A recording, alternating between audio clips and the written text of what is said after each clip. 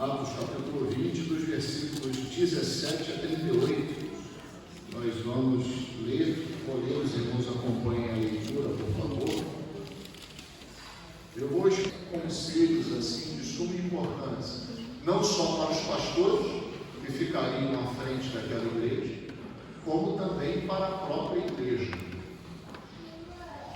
Nessa semana, como oportunizada essa mensagem pelo dia do pastor, eu estava meditando o que trazer para os irmãos, né? Então, como eu falei, eu vou fazer 2 pedidos para os irmãos. Eu acho que todo pastor deseja isso, ou pelo menos deveria desejar.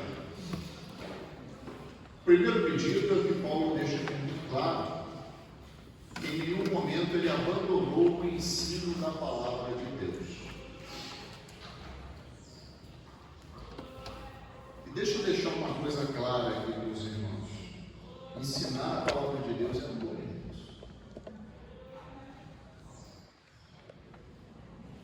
Costuma se separar aí. O meu pastor não só ensina a palavra de Deus. Não só. Nós temos uma cultura no nosso país, irmãos, de desprezar, e a gente não pode ser assim, de forma alguma, de desprezar aquelas funções que são funções que utilizam só o esforço mental. Vou dizer para os irmãos, o tempo laboral lá de meter a mão e revirar as coisas está cada vez mais sumindo isso, porque tem máquinas assumindo isso. E a transformação do trabalho está cada vez mais saindo do braçal para algo que é intelectual. Nós temos a tendência a desprezar o trabalho intelectual. E isso eu estou falando de forma secular. O trabalho que é feito sem ninguém ficar vendo, não é? Mas por trás, essas pessoas estão pensando. O trabalho do pastor não é só intelectual, ele é espiritual. E uma das coisas que Paulo deixa claro aqui é que esse trabalho precisa ser valorizado. O trabalho do ensino da palavra de Deus, do cuidado de cada um na exortação. Os irmãos sabem o que é exortação? Sabe? Quem não sabe, eu vou ensinar. Os irmãos já sabem. É ensinar trazendo para junto. Você pode ensinar separando a pessoa, pode. Quantas vezes a gente vai perguntar uma coisa para uma pessoa, a pessoa responde tão mal que a gente nem pergunta mais nada. Inclusive os pais têm que ter muito cuidado com isso, né? Quando o filho vai procurar para perguntar alguma coisa, cuidar para não ser grosseiro demais, para não ser ríspido demais, daqui a pouco não vai procurar mais, não é? E aí você bota a mão na cabeça, o meu filho não procura mais, procura os outros. Mas por quê? Você responde não, né? Um dos trabalhos do pastor mais importantes, irmãos, é justamente exortar dentro da palavra de Deus. E a palavra de Deus, ela nunca é expulsiva. Não sei se eu estou usando como neologia, provavelmente sim, né? Ela nunca tem a previsão de mandar a pessoa embora, muito pelo contrário. A palavra de Deus traz as pessoas para o próprio Deus. Pastor, então por que tem muita gente que ouve a palavra de Deus e vai embora? Porque justamente ouve, mas não coloca dentro do seu coração, não aceita. Porque ouvir é uma coisa, aceitar é outra, né? Se você se rebelar contra a palavra de Deus, você está se rebelando contra quem? O próprio Deus. Contra o próprio Deus. E Paulo fala assim lá no início, no versículo 17, ele diz assim: Diminuído mandou a Éfeso chamar os anciãos, ou seja, os pastores da igreja. E logo que chegaram junto dele, disse-lhes: Vós bem sabeis, desde o primeiro dia em que entrei na Ásia, como em todo esse tempo me portei no meio de vós, servindo ao Senhor com toda a humildade e muitas lágrimas e tentações que pelas ciladas dos judeus me sobrevieram. como nada que útil seja, olha só, nada que útil seja, deixei de vos anunciar e fazer o que publicamente? Ensinar publicamente e pelas casas. Publicamente e pelas casas. Irmãos, isso é muito difícil. Muito difícil. Ensinar publicamente. Quem ensina publicamente se expõe. É por isso que às vezes eu falo com os irmãos para a gente evitar a exposição desnecessária. Exposição pelo Evangelho não expõe sem problema nenhum. Se alguém quiser me processar, vir me perseguir, sem problema nenhum. Como pastor, eu preciso aguentar isso. A exposição desnecessária não. Mas o ensinar publicamente eu já estou me expondo. O próprio Evangelho, ele é combativo contra as pessoas. Se eu começar a falar aqui de filosofia, antropologia, sociologia e mensagens que passam a mão na cabeça de todo mundo, vai ser uma beleza. Só que o Evangelho não é assim. O Evangelho prevê ser combativo contra o homem interior. Contra o pecado que existe dentro de nós, e para a palavra de Deus fazer o efeito verdadeiro, ela precisa ser pregada assim. Porque nós só vamos fazer a vontade de Deus na nossa vida quando realmente somos combatidos pela palavra de Deus e ela adentra dentro de nós como uma espada de dois gumes, cortando aquilo que é o pecado, que é o mal dentro de nós, que é o proceder errado diante de Deus. Consertando, trazendo o que é verdade, o que é a vontade de Deus para nós, e a gente experimenta esse efeito cada vez mais na nossa vida. Ensinar publicamente não é fácil, e dentro de casa isso também não é fácil, não. Às vezes vamos fazer uma visita e o lar é dividido. Você vai falar para um crente, o outro está ouvindo, de repente se levanta, não quero ouvir mais isso não. Todo pastor já passou por isso. E quando o pastor percebe que os ensinamentos não estão sendo levados para dentro de casa, bravo, irmãos, não é fácil não. Ah, pastor, como é que o senhor percebe isso? Simples, a família começa a desgraçar. É simples. Família começa ruim. Qual é a conclusão que o pastor chega? Que os ensinamentos que estão sendo públicos de púlpito ou no particular não estão sendo levados para dentro de casa. E aí como é que o pastor se sente? Meu Deus, por que isso acontece? Por que não levar a palavra de Deus à prática dentro dos lares? Por que não se buscar agradar cada vez mais e a santificação diante de Deus? Porque são coisas tão maravilhosas de se viver. Quão maravilhoso é conhecermos cada vez mais Deus, vivermos cada vez mais em conformidade com a sua vontade. A gente evitaria diversos problemas na nossa vida, irmãos. Angústias profundas de alma que não tem necessidade de se viver.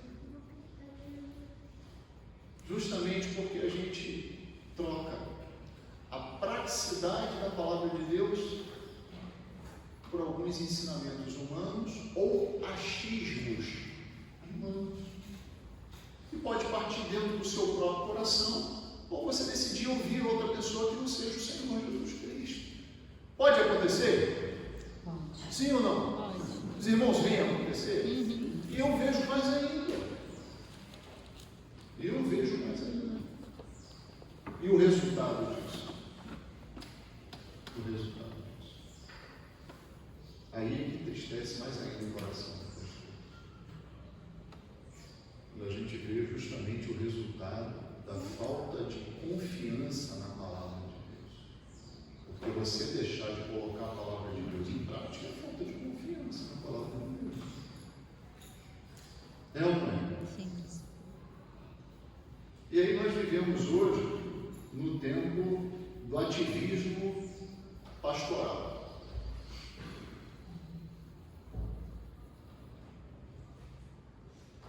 pastor visitador. Começaram a colocar rótulos em pastores.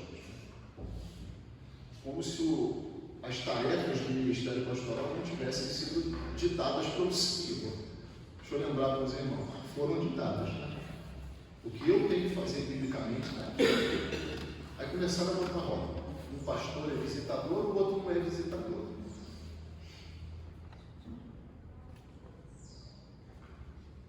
Um pastor trabalha mais na estrutura da igreja, o outro não trabalha mais. Um pastor é administrador, o outro pastor não é administrador.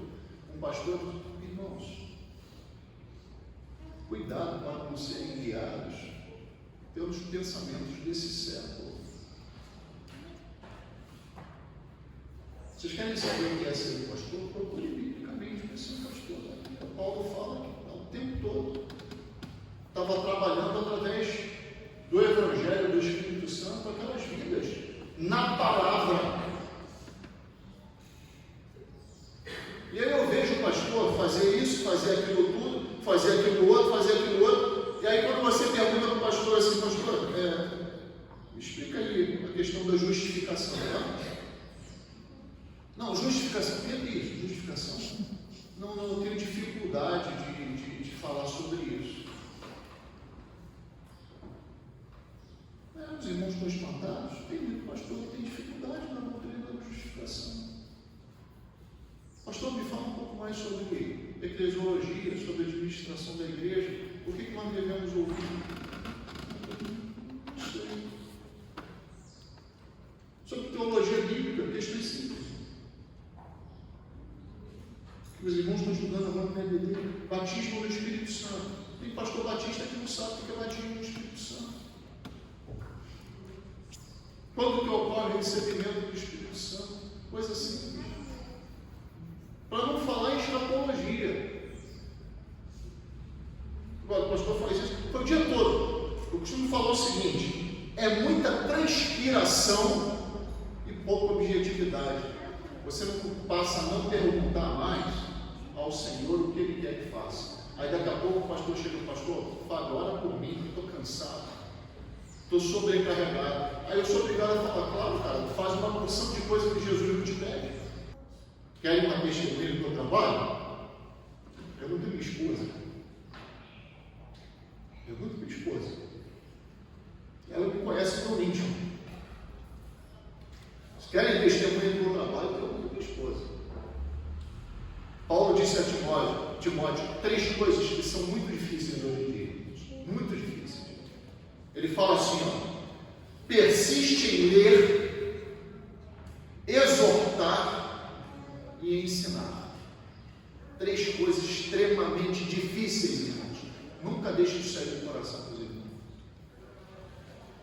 Esse é o trabalho do pastor.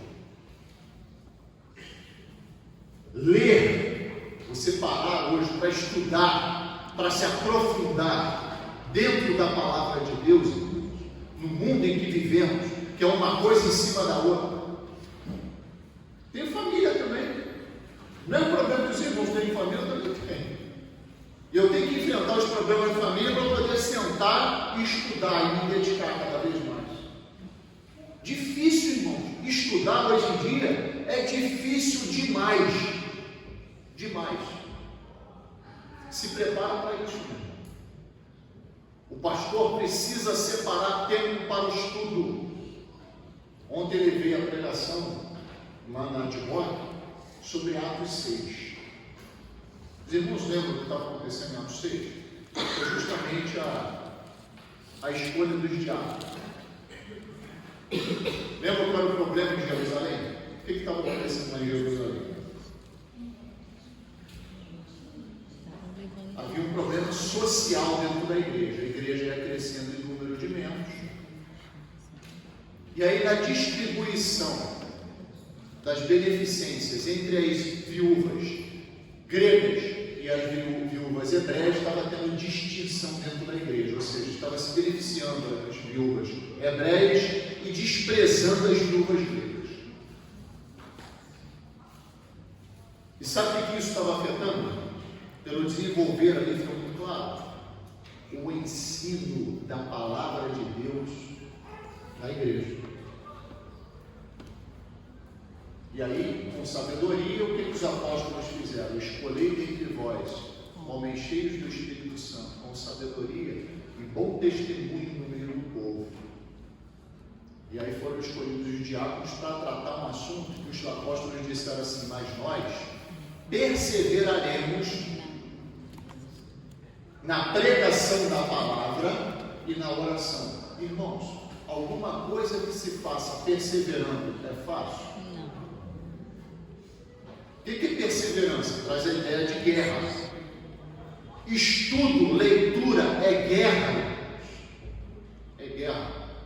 Toda hora vem uma coisa para tirar a gente do foco. Não é? Quem gosta de fazer isso em casa, ter a sua hora tranquila, sabe que é difícil. Eu vou falar para os irmãos.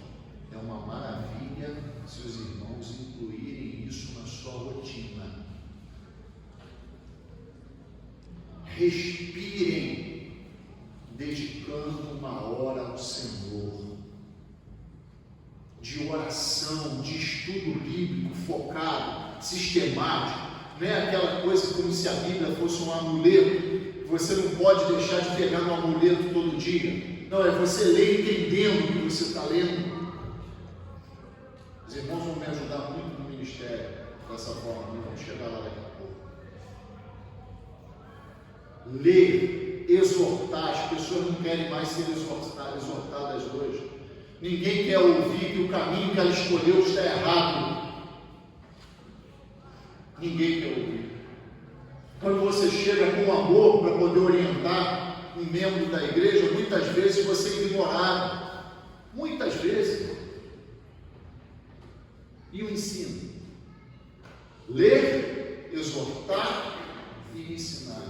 Como é difícil ensinar. Como é difícil ensinar. Um professor, eu sou professor também, e tem alguns professores aqui, sabem como hoje em dia é difícil ensinar. O professor se prepara a aula, pensa no que a classe, estou falando secularmente, pensa no que a classe precisa, procura uma metodologia didática da melhor forma possível que o seu ensinamento seja absorvido. E aí chega lá na frente todo empolgado para fazer isso, mas a resposta que ele tem dos alunos é terrível. Desanima. Eu dou graças a Deus pela vida dos irmãos, porque aqui eu não sinto isso como pastor.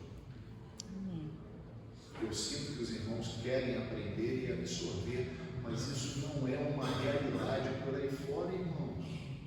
Não é.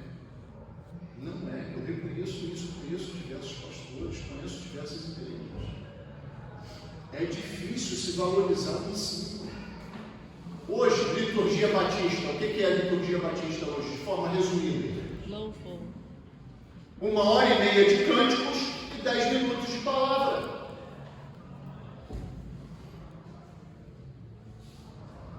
O que você está trocando? Todo mundo fala assim: eu prefiro a adoração, como se o cântico fosse a adoração do culto. E esquece que a adoração, na verdade, é a glorificação de Deus dentro de você, dentro do seu coração. E o melhor momento de se fazer isso é quando você recebe a palavra dele e a aplica na sua vida. Você vai estar glorificando a Deus nesse momento. Vai estar adorando. Vai estar louvando. Quando você disser assim: Senhor, muito obrigado pela direção do Senhor na minha vida. Olha o que está dando certo. Por que está dando certo? Porque eu ouvi a palavra do Senhor lá atrás. E com o coração cheio de gratidão, irmãos, nós renovamos os nossos propósitos diante de Deus. De seguir e ouvir e prestar atenção e colocar em prática a sua palavra. Difícil o serviço do pastor dentro de uma sociedade que rejeita a exortação, a leitura, o ensino. E os irmãos precisam me ajudar a caminhar juntos. Valorizar o pastor que se atém ao ensino. E não um ativismo. Porque eu vejo um ativismo por aí. Ativismo evangélico, ativismo pastoral. bate para cima e para baixo. Mas quando o membro precisa de alguma coisa firme, seja contrária à vontade do membro ou não, né? Porque às vezes a palavra é contrária à vontade do membro.